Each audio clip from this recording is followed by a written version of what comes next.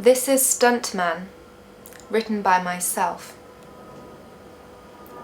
There is a corner of a building where stuntmen set up shop and sell fake suicides.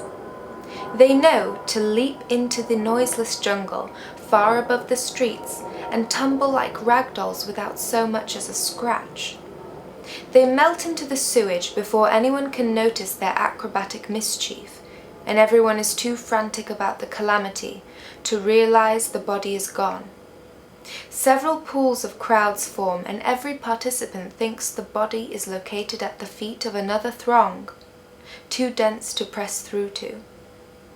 There is a helpless desperation to see the body, people buzzing frantically as if beholding it would reanimate the crumpled loss. I pretended to be too dignified to seek out the body, and stayed around the pipelines with all the other intellectuals. I exercised reserved meditation and even suspiciously cornered the premises in case a culprit was slipping away with the aid of a diversion. I did not realize it was not a murder, but a transaction.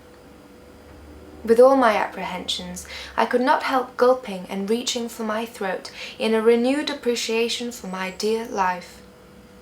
The sirens were wailing mothers, and the streets were burning. People felt smacked. Even those that lingered coolly as if they'd seen a leap such as this one before. Everyone melted into the ground and fossilized with the event like a torched volcanic city. The building was a deathly protrusion upon the planet. Curtailing our curiosity at the lacking stench of metallic blood, the leaping ninja that made thus a fool of us all was skirting the grimy network below our feet. He preferred to resign himself from our pathetic stupor and focus on his deft movements, skimming through the unwalked channels like something inhuman. There was the faint murmur of commotion above his head, distant laments obscured by the concrete.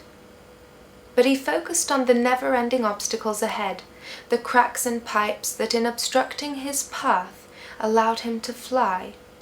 Precious enemies. Boundless energy.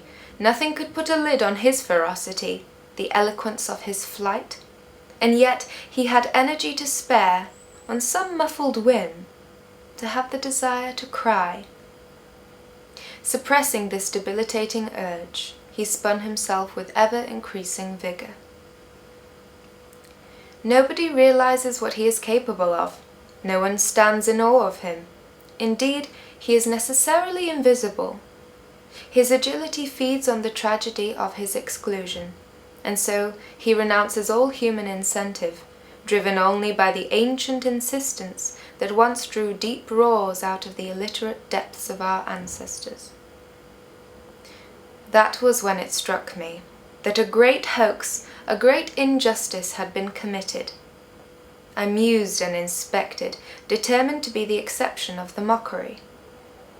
Suddenly I bounded off, running like a lunatic, led by the pulse of the beating ground that mourned like a ghost, sending voiceless, desperate clues about the whereabouts of the cause of its death.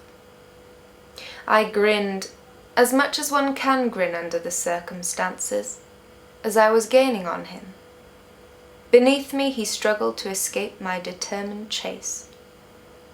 My steps unnerved him, and I grew delighted. We ran, one on top of the other. The way the ground shook beneath, the way the air between his body and the surrounding sewage pipes vibrated and whistled, narrated his flight. There was no reserve. Every gesture was meant. No matter that I was preying on him, he extended himself in his dance, not giving up the fluidity and flair of his leaps.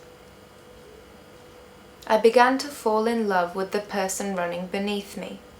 It was slowing me down even, compelled as I was to take stock of what was going on down there, then speeding up just to remain witness to this incredible ability. I grew tired. I was overcome with admiration. What did he think of my yearning steps? I wished to fall upon the ground, lying flat upon it, dissolving through it. But I had to keep up. My impression was that of incredulity. What was this absolutely impossible creature?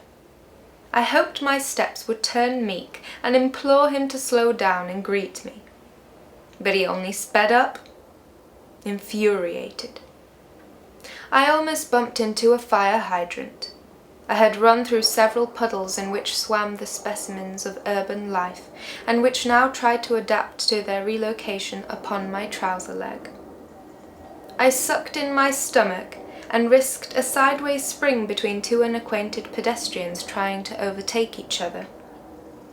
It was after ruining a street performance and being chased by enforcers of justice who assumed I was pickpocketing that I turned a corner and abruptly felt him burst into flames beneath me. I knew then that I would never love again. It was short-lived, but lacked for nothing.